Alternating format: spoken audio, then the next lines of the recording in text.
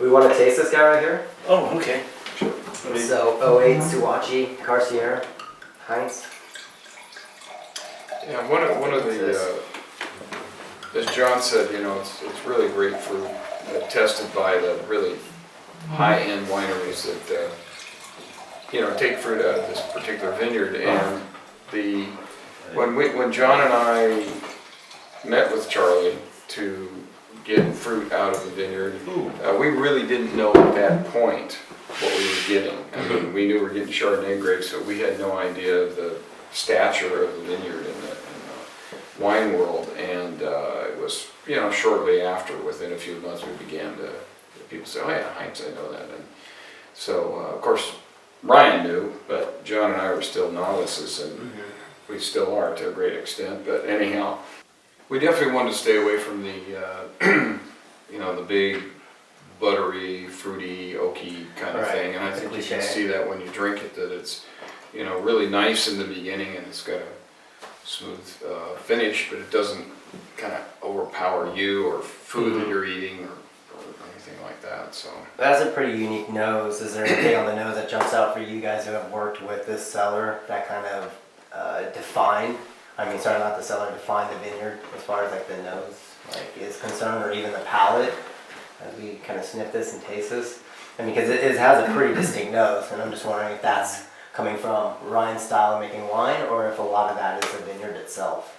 I think a lot of it has to do with the area where the grapes are grown. It definitely screams to me that part of Russian River where when you first open it, you almost get like it sounds negative, but like a cream corn smell. But as it kind of like opens itself up, you know, the wine feels really rich and really like, you know, fills your palate up, but it's still very, you know, racy and still very bright. So if we were to pick this super ripe, it would be as rich as it is times 10, and it would just be overblown.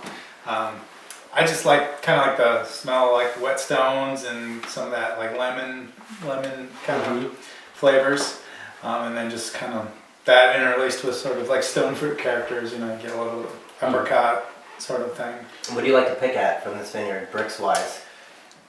Anywhere 21 to 22 and a half in general. Not that we're very super dogmatic about our alcohol levels, but we feel that there's plenty of richness and plenty of weight, you know, at the lower alcohols.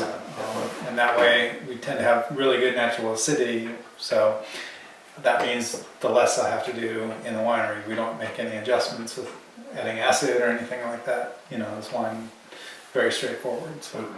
How long was this aged in barrel? This one we did 12 monds. 12 months? Yeah, vintage to vintage. Was it full mallow or? This we did full mallow, and the thought behind that is if we didn't put it through mallow, it would be super racy. So we're happy to get it through mallow, just to kind of raise the pH a little bit, because the final pH is pretty low.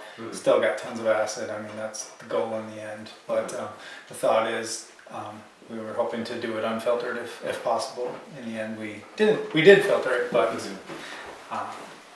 And would you use to filter? just a little like cartridge filter. It's just a little contraption. Just run it through there. Run it through there. yeah, and I think you know, we're feeling pretty good about the longevity of the wines too. I know we're you know, I think that's one of the things that we were hoping.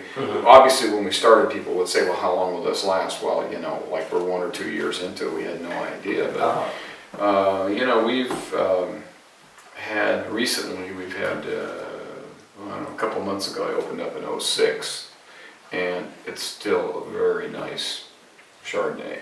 Very nice. I mean, there's plenty of acid there. This will definitely be another 4 years and still be probably even longer, but I drink it in that window for sure. Yeah, Ryan and I have a better idea on age, but I think that's one of the things that we think we'll get out of it. So.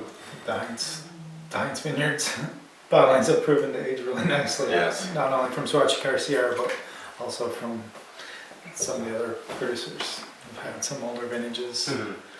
Had one of the first bottlings of Littorai recently during harvest, and it was super fresh still. There was no, I mean, just slight turn of age on Uh-huh. it, but it was still very, very bright. What was that Very- vintage?